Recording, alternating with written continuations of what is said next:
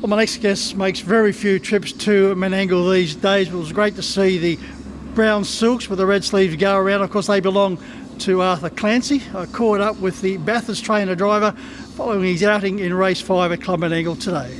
Well, Arthur, welcome to National Truck Guide Online. It's great to catch up with you. Before we have a look at your wonderful career in harness racing and all the other diversity as far as your other sporting loves, congratulations, belated birthday wishes, 79 years young on Christmas Day.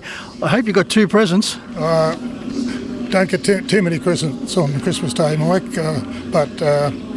well, what you don't get, you never miss, sort of thing, you know. So, but I know it's always been very good. And well, Arthur, as I said, wonderful to see you here at Club Menangle. Very tough going around in these particular races when they just burn from the gate and just keep going. Absolutely. I don't know what happened there today, but my mare was going as flat chat as she could, and I couldn't find the cap of Jack Trainer in front of me, so I knew that there was another 6 furlongs to go, that we'd probably get a stitch somewhere along the line. Well, certainly a lot different these days, Arthur, to when you started going around on a lot of those smaller tracks in the Bathurst and country areas. Well, Mike, it's a sport that's always been extremely competitive. I know all sports are competitive, and but harness racing, particularly in the old days, without cameras in the back straight, and it was probably very competitive. I remember going to America in 1989 to see a Little Brown Jug, and I couldn't believe how clean they raced over there. If people would be called in, or horses would be disqualified if they got anywhere near breaching any of the rules. And I thought at the time that some of these guys in America would get lost if they come out of the Western Districts or around Harold Park in those days. Well, speaking of the Western District and, of course, Harold Park, in those particular days, apart from the tracks being tough to negotiate, you would have come up against a lot of very tough, crafty opponents, of course, headed by the legend himself, A.D. Turnbull. Around Harold Park? Absolutely. AD was always a force to be reckoned with anywhere. And there was some great drivers in those days. Kevin Newman was down there, and Vic Frost.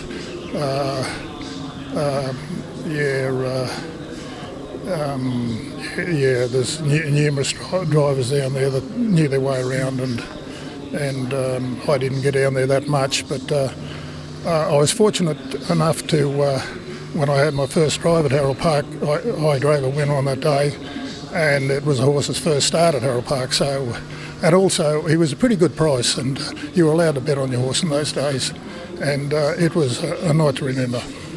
When you see a track like Club Menangle today and you compare it to those small tracks, when going into those first turns at the speed you used to go into them, when you look back at it, Arthur, you must think, gee, how do we get around?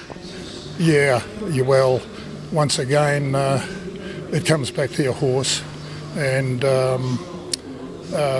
you want a sure-footed horse.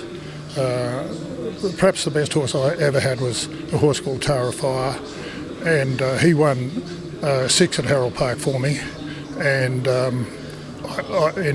he only had about 30 starts. He was a little bit unsound, but he was never beaten out of the gate, and he could lead from any barrier from 1 to 6, and it took the sting out of it, and he never broke or anything like that, so yeah.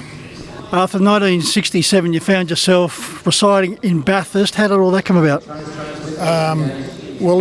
I applied for a position with the Southern Mitchell County Council. It was the Electricity Supply Authority at the time, as an engineer, and I left Wollongong to take up that position, looking after the installation inspection branch and the metering section of the council. And I was with them for 10 years, and then I started my own business in air conditioning and central heating. Yep. You also took up rugby league, and you were a lock forward, and you played in the Bathurst area.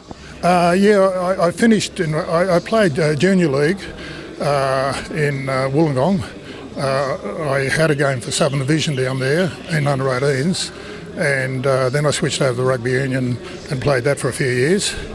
And then when I went up to Bathurst in '67, I switched back to the league and had a season there with the defunct club Charleston's, and they're virtually what Panthers are up in Bathurst today. Yeah. So how did you get involved in harness racing? I was at the council and I went down the track a couple of times, and George with the front row forward in our team, and we were looking for a horse. He mentioned it to me, but then George Butler was a linesman at the council, and he was involved in harness racing, and he come and saw me, and I started with George. George is the grandfather of Jack Butler. And despite your passion for harness racing from that point onwards, your three children didn't follow you into the sport. No, they had to do too many chores around the stable earlier on, and I cured them of any intent of doing that for a living. But they all then went on for their own successful careers. Yeah, they did. Paul's in Sydney, and he runs his own business in advertising and that, and a business. And Peter's my second boy. He's over in Glasgow, and he's in the computer game, and he settled over there. And Justine's my youngest, and she's well, initially she was a school teacher, and then she did another degree as a nurse, and at present she's working at the Brisbane Royal Hospital. Yeah. Only a small team, but you have your own track where you do a lot of the jogging, getting them ready for fast work, and then you head back into Bathurst? Yes, we've got stables on the block that we've got on the outskirts of town, and we do all the jog work and medium pace work out there. But for fast work, it's a little bit dangerous, particularly on yourself. I had a horse a few years ago that was a nice old claimer that I got down from Brisbane, Timbuktu, and I won a few races with him, but I was working in fast work on my own track, and I ended up going through the air and amongst the tussocks, and he got away and took skin off his legs and that. So I decided to give it away out there and go and take the extra time and go into the Bathurst track to do fast work. Yep. Some nice horses you've had, Red Harmony by Nick Longshadow, of course the Hewitts, also from the Bathurst area. Paddy Carmody was another good one, of course, in more recent times, Jiggy Rhythm. Yeah, Jiggy Rhythm, she's a Bonza mare. David Aiken had her initially, and I bought her off David Aiken, and she was a good horse for David, and she was a good horse for me. I won 8 races with her and won 20 odd places or so, and she's beautifully bred, very calm mare, and pleasure to drive, but I've cluttered myself up out there, and I was anxious to get back to training, preferably 2, maybe 3. Once I got to the 4 situation, something had to go. And I've got young ones out there, though, so you never know. You might strike the pot of gold, but better hurry up. Well, apart from harness racing and rugby league, Arthur, you're also a very talented golfer, and also you love your tennis. Well, I'd have to retract the talented stage as far as golf is concerned, Mike. I'm a hacker and just go around and never got out of B grade. So, but it's an interesting game and a challenging, and I enjoy it. And it's a good walk with mates and stuff like that. And tennis, I've always I played a lot of squash, and when I gave squash away, I went back to tennis, which I played as a kid, and I really enjoy tennis. It's a marvellous game, and we've got a geriatric mob of people that go to Raglan on Friday mornings and attempt to play, and then we have a cup of coffee afterwards. And of course, Arthur, after a game of golf, you end up in the famous 19th hole for a schooner or two? Yeah, we certainly do, Mike.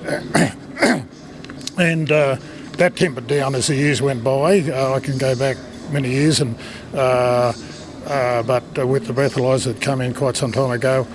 But more recently, it's getting back to that again now. The last 2 or 3 times I've played, I've gone up and, like last Saturday, I went up and enjoyed a couple of drinks. I actually had a Coke. But yeah, COVID knocked it about, and the social side of it was knocked sideways over the last couple of years, but it's filtering back again now, as and hopefully things are settling down. Yeah.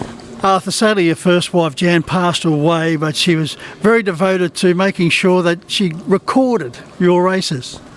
She did. John Kerwick in the 70s was a race caller in Bathurst, and Jan used to take the tape recorder up and record him the races that I was involved in, and she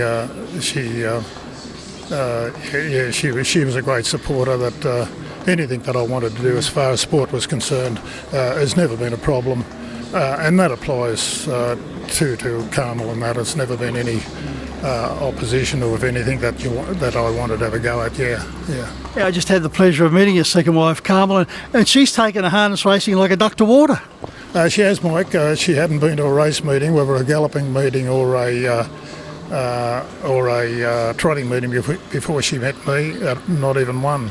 And now she's a regular around the tracks, and